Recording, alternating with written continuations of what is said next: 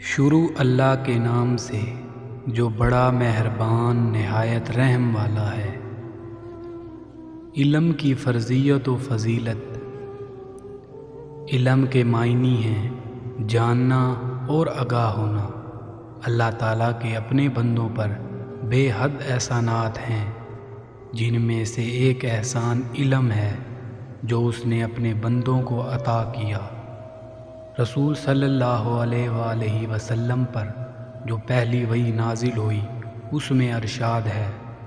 ترجمہ: اپنے پروردگار کا نام لے کر پڑھیے جس نے سب کچھ پیدا کیا، جس نے انسان کو جمے ہوئے خون سے پیدا کیا۔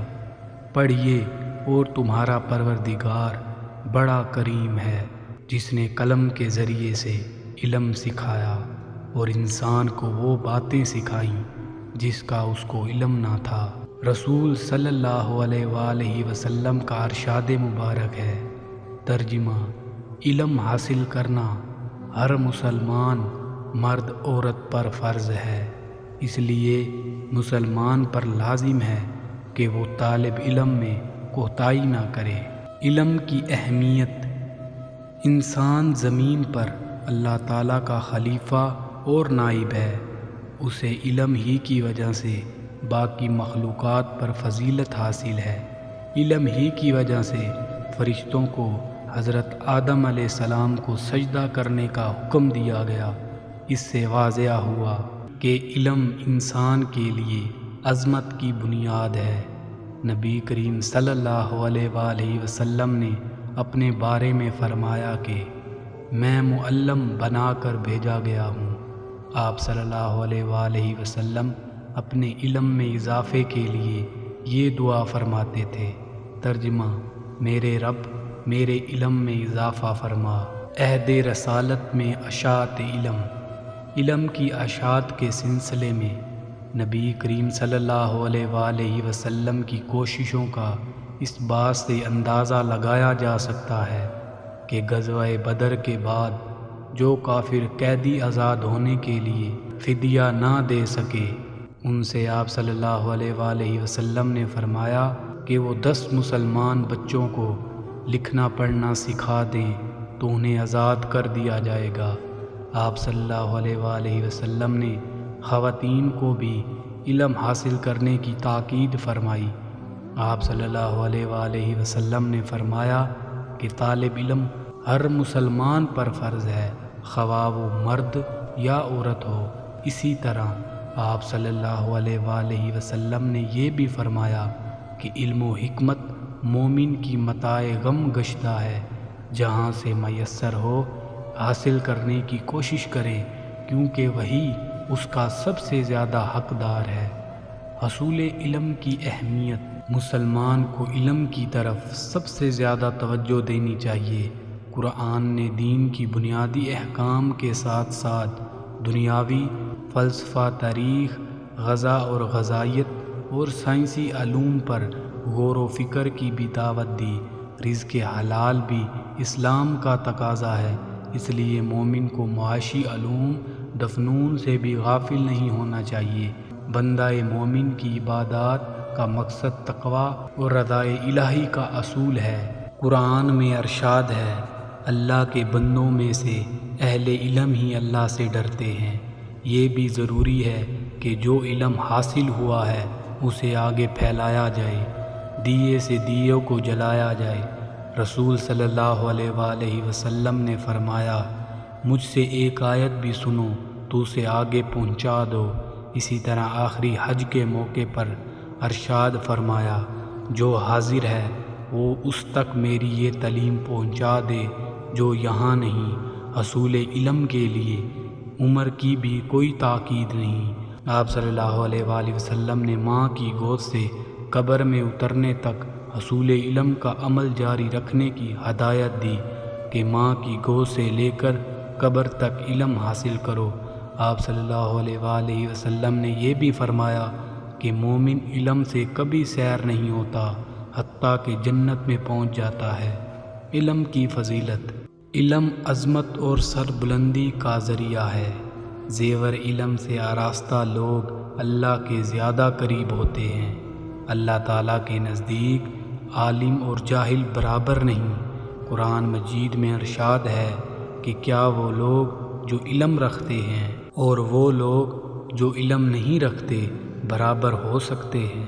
جو لوگ نور ایمان سے منور ہو کر علم سے کام لیتے ہیں ان کے بارے میں فرمایا، ترجمہ یعنی تم میں سے جو لوگ ایمان لائے اور جنہیں علم دیا گیا اللہ ان کے درجات بلند فرمائے گا۔ ایک مرتبہ رسول اکرم صلی اللہ علیہ وآلہ وسلم مسجد میں تشریف لائے۔ وہاں دو مجلسیں ہو رہی تھیں، ایک مجلس ذکر کی تھی اور دوسری مجلس علم کی تھی۔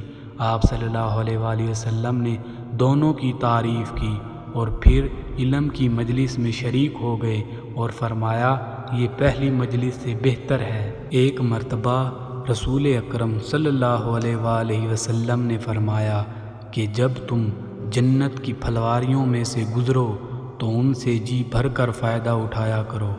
صحابہ کرام رضی اللہ تعالی عنہ نے پوچھا جنت کی پھلواریاں کیا ہیں؟ فرمایا علم کی مجلسیں، علم حاصل کرو۔ اللہ کے لیے علم حاصل کرنا نیکی ہے، علم کی طلب عبادت ہے، اس میں مصروف رہنا تسبیح اور باعث مباحثہ کرنا جہاد ہے۔ علم سکھاؤ تو صدقہ ہے، علم تنہائی کا ساتھی، فراخی اور تنگ دستی میں رہنما، غم گسار دوست اور بہترین ہم نشیں ہے۔ علم جنت کا راستہ بتاتا ہے۔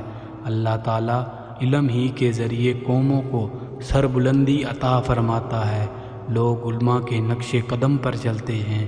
دنیا کی ہر چیز ان کے لیے دعائے مغفرت کرتی ہے، کیونکہ علم دلوں کی زندگی ہے اور اندھوں کے لیے بینائی۔ علم جسم کی توانائی اور قوت ہے۔ علم کے ذریعے انسان فرشتوں کے اعلیٰ درجات تک جا پہنچتا ہے۔ علم میں غور و خوض کرنا روزے کے برابر ہے۔ علم ہی کے ذریعے اللہ تعالیٰ کی صحیح اطاعت اور عبادت کی جا سکتی ہے۔ علم سے انسان معروف الہی حاصل کر سکتا ہے۔ اس کی بدولت انسان اللہ تعالیٰ اور اس کے بندوں کے حقوق ادا کرتا ہے۔ علم ایک پیشرو اور رہبر ہے اور علم اس کے تابع ہے۔ خوش قسمت ہیں وہ لوگ جو علم حاصل کرتے ہیں اور بدقسمت ہیں وہ لوگ جو اس سعادت سے محروم رہتے ہیں۔ اسلام اپنے ماننے والوں کو درس دیتا ہے کہ علم کی تلاش میں نکلو اور حکمت کے موتی جہاں سے ملیں انہیں حاصل کرو۔ علم کی فضیلت اس امر سے بھی ثابت ہوتی ہے کہ اللہ تعالیٰ نے ہمیشہ حکومت اور سلطنت سے اسی قوم کو سر بلند فرمایا جس میں علم و عمل میں برتری حاصل تھی۔ اسی اصول کی بنا پر حضرت آدم علیہ السلام بھی ملائکہ پر فضیلت لے گئے۔ علم ہی کی بنا پر مسلمان تمام جہان پر چھا گئے تھے، مگر جب انہوں نے قرآن کی تعلیمات کو چھوڑا اور علم کی روشنی سے دور ہوئے زوال کا شکار ہو گئے۔ رسول صلی اللہ علیہ وآلہ وسلم صبح و شام جو دعائیں مانگا کرتے تھے ان میں سے ایک یہ بھی ہے، اے اللہ میں تجھ سے نفع والے علم کی درخواست کرتا ہوں۔ اسی طرح یہ بھی مسنون دعا ہے کہ اے اللہ جو علم تو نے ہمیں دیا اس سے ہمارے لیے مفید بنا اور ایسا علم عطا فرما جو ہمیں نفع پہنچائے۔ ہماری دعا ہے کہ اللہ تعالی ہمیں بھی علم عطا فرمائے اور اسی پر عمل اور اسی کی اشاعت کی توفیق بھی نصیب فرمائے۔